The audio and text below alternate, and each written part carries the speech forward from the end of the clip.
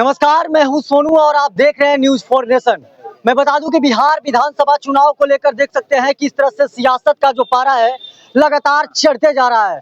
और आज मैं भी मौजूद हूं दिनारा में, और दिनारा में आलोक सिंह एनडीए के उम्मीदवार, राष्ट्रीय लोक मोर्चा के संसदीय बोर्ड के अध्यक्ष के रूप में उम्मीदवार के तौर पर उतारा गया है। और देख सकते हैं कि जैसे ही आलोक सिंह दिनारा पहुंचे हुए हैं, हजारों की संख्या में कार्यकर्ता समर्थन, यहाँ पर एनडीए के कार्यकर्ता जितने भी लोग हैं पहुंचे हुए हैं। और मैं बता दूं कि सैकड़ों गाड़ियों के काफिलों के साथ देख सकते हैं कि सिद्धेश्वर नाथ धाम और भलुनी धाम दर्शन करने के लिए पहुंचे हुए हैं। और तमाम मुद्दों पर मेरे साथ बात करने के लिए आलोक सिंह है, जो राष्ट्रीय लोक मोर्चा के संसदीय बोर्ड के अध्यक्ष है और एनडीए ने अपना उम्मीदवार घोषित कर दिया है। क्या कहिएगा, जिस तरह से हजारों की संख्या में सैकड़ों गाड़ियों के काफिले के साथ जिस तरह से दिनारा के लोग आपके समर्थन में नारेबाजी कर रहे हैं और आपका स्वागत करने के लिए पहुंचे हुए हैं। बहुत बहुत धन्यवाद सुनो। और जैसा कि 2-4 दिन पहले जैसे इस सीट का घोषणा हुआ, आज दिनारा के भगवान रूपी जनता जिस तरह से अपने बेटा, अपने भाई के लिए जिस तरह से आशीर्वाद दे रहे हैं, निश्चित तौर पे दिनारा विधानसभा का इस बार शाहाबाद में इतिहास होगा। चूंकि 2020 में दिनारा विधानसभा की जनता, भगवान रूपी जनता कुछ कंफ्यूजन में पड़ गई थी, लेकिन लोकसभा में वापस आप देखे होंगे कि दिनारा विधानसभा की जनता हमेशा एनडीए के पक्ष में रहा है। और हम लोगों ने लगातार अपना हेल्पलाइन जारी करके कंटिन्यू अनवरत सेवा करता रहा। और बाबा भोलेनाथ के मंदिर में मैं तीसरा बार आया और मैंने मन्नत मांगा था कि नहीं बाबा, मुझे जरूर दिनारा विधानसभा के भगवान रूपी जनता को सेवा करने के मौका दीजिएगा। तो निश्चित तौर पे, और आज सच में बाबा भोले का आशीर्वाद मुझे मिला। और कुछ आने से पहले मुझे कुछ काम के बारे में बताया गया था।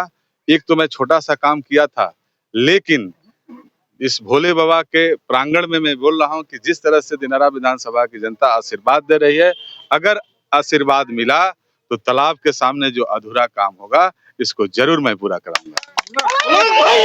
और बात जानना चाहते हैं आपसे, काफी दिनारा विधानसभा को लेकर जिस तरह से 2-3 दिनों से ये मामला सुर्खियों में रहा, क्या किस तरह से समर्थन लोगों को आपको मिल रहा है? बहुत आप देख ही रहे हैं जब से आप आए हैं मलियाबाग से लगातार।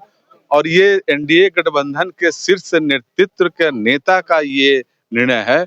और सब लोगों ने, सबका लोकतंत्र में सब लोग जो है, जितने भी नेतागण हैं, अपनी इच्छा रखते हैं, प्रयास करते हैं और अपना मांग रखते हैं। लेकिन उसके बाद एनडीए गठबंधन और मेरे राष्ट्रीय अध्यक्ष उपेंद्र कुशवाहा जी के आशीर्वाद से और नरेंद्र मोदी जी के आशीर्वाद से, नीतीश कुमार जी के आशीर्वाद से और चिराग पासवान जी के आशीर्वाद से मुझे जो है मौका मिला है। तो जरूर उन लोगों के मौका जो दिए हैं उन पे जरूर खरा उतरूंगा। और सबसे है कि जीताराम मांझी जी का भी आशीर्वाद मिला है। तो इस तरह से पांचों के शीर्ष नेता के शीर्ष नेतृत्व के जो नेता हैं, और सबसे पहले तो मैं दिनारा विधानसभा के भगवान रूपी का जनता का जो है मैं एहसानमंद हूं कि जो भी सर्वे आया, अपने बेटा और अपने भाई को सबसे ज्यादा इन्होंने लाइक किया, पसंद किया और सबसे ज्यादा इनकी आशीर्वाद मिला। इसके बाद मुझे राष्ट्रीय गठबंधन के सब नेता का आशीर्वाद मिला। और निश्चित तौर पे दिनारा विधानसभा से इस बार इतिहास लिखे जाएगा। दिनारा विधानसभा काफी हाई प्रोफाइल सीट माना जाता है और जिस तरह से आपको एनडीए ने उम्मीदवार बनाया है, अगर आप विधायक बनते हैं तो क्या कमी दिख रही है जो दिनारा विधानसभा में जो करने का प्रयास करेंगे? बहुत कमी। जैसे बाबा भोलेनाथ के नगरी में, बाबा भोलेनाथ के प्रांगण में, जैसे इस मंदिर में आया हूं मैं दर्शन करने के लिए, तो यहाँ का भी कमी है। और तमाम दिनारा विधानसभा में पिछले 5 साल से एनडीए गठबंधन के जितने भी कार्यकर्ता और जितने भी अभिभावक थे, निश्चित तौर पे विकास से बहुत पीछे चला गया है। लेकिन जैसे ही इनका आशीर्वाद मिलेगा तो इस आने वाले 5 साल में बिहार का नंबर 1 विधानसभा विकास का बनेगा। ये सबके सामने मैं वादा करता हूँ। मैं बात कर रहा हूँ खासतौर पे दिनारा की। यहाँ के जिस तरह से लोगों का कहना है कि विगत 5 वर्षों में यहाँ पर कोई विकास का कार्य नहीं हुआ है। अगर आप विधायक बनते हैं तो पहला काम जो दिनारा में अधूरा पड़ा है, कौन सा चीज होगा जो आप करना चाहेंगे? सबसे पहले तो यहाँ विश्वविद्यालय नहीं है। दूसरा चीज, कुछ यहाँ योजना आई तो माननीय विधायक जी यहाँ दिनारा विधानसभा में न करके वो अपने गांव लेते चले गए। दिनारा विधानसभा से हट के जो करहगर विधानसभा में है, कोचस लेके चले गए। और इस यहाँ आने के बाद मैं जा रहा हूँ माई भलनी धाम पे, जहाँ के हाई मास्क लाइट नहीं था, माँ अंधेरे में थी, उनको मैं हाई मास्क लाइट लगाया। और वहाँ भी बहुत काम बाकी है। और खासकर बहुत जगह ऐसा है कि एक जैसे यहाँ अस्पताल जो है प्रखंड परिसर में जो दिनारा में है उसको भी हाईटेक बनवाना है, ताकि कुछ भी समस्या हो तो जरूर 3 चीज पर तो ज्यादा सरकार का फोकस होता है, शिक्षा और स्वास्थ्य और सड़क। तो तीनों पे सरकार जो है एनडीए गठबंधन की सरकार, आप देख रहे होंगे कि पिछले 20 वर्षों में माननीय प्रधानमंत्री नरेंद्र मोदी और मुख्यमंत्री नीतीश कुमार जी के नेतृत्व में समाज के अगले निचले पंक्ति के लोग तक अपने विकास की गाथा लिखे, महिलाओं को सम्मान दिए, वृद्धा पेंशन जिस तरह से बढ़ाया, 125 यूनिट बिजली और ऐसे सरकारी योजना करीब 500 है जो कि जनकल्याणकारी लाभकारी योजना जो सरकार से लाभ मिल रही है। और आने वाले समय में जो भी सरकार का जो घोषणा हुई है, योजना का मैनिफेस्टो जो सरकार का भी चुनाव में होगा, निश्चित तौर पे सब पूरा होगा। लास्ट सवाल रहेगा, लोग यहाँ से पलायन कर रहे हैं और साफ तौर पे लोगों का कहना है कि कोई दिनारा में रोजगार नहीं है और जिस तरह से दिनारा कह लिया जाए, यहाँ से 3 बॉर्डर नजदीक पड़ता है, बक्सर और फिर इसके बाद काराकाट और रोहतास।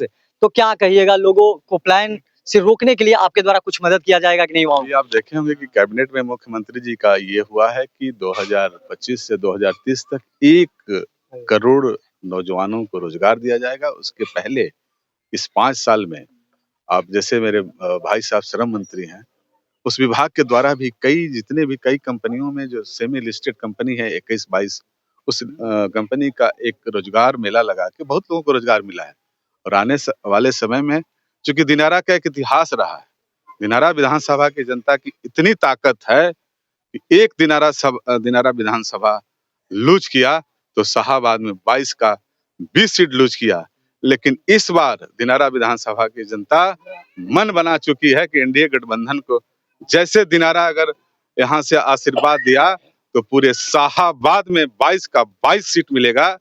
दिनारा अगर नहीं ठीक हुआ तो सबको किनारा कर देगा और दिनारा अगर ठीक हुआ तो फिर 2025 में फिर से नीतीश और फिर से 225 सीट हम लोग जीतेंगे। ये आलोक सिंह है और आलोक सिंह को उम्मीदवार बनाए जाने के बाद देख सकते हैं कि किस तरह से हजारों की संख्या में गाजे बाजे के साथ इनके जो समर्थक हैं पहुंचे हुए हैं और सैकड़ों गाड़ियों के काफिले के साथ पहुंचे हुए हैं और दिनारा में नारा लगना शुरू हो चुका है। और साफ तौर पे इनका कहना है, अगर मैं यहाँ से जीतता हूँ तो साफ एक संदेश जाएगा और यहाँ से शाहाबाद के पूरे 2200 सीट जीती जा सकती है। बाकी तमाम आप ऐसे ही खबर देखने के लिए न्यूज़ फॉर नेशन के साथ बने रहिए। तब तक के लिए दीजिए इजाजत, धन्यवाद। सूरज की पहली किरण के साथ जाग उठा बिहार, हर मत बने नई उम्मीद, हर कदम जिम्मेदारी। न्यूज़ फॉर नेशन की अपील, 6 और 11 नवंबर को घर से निकलें, वोट करें और अपने भाग्य विधाता खुद बने।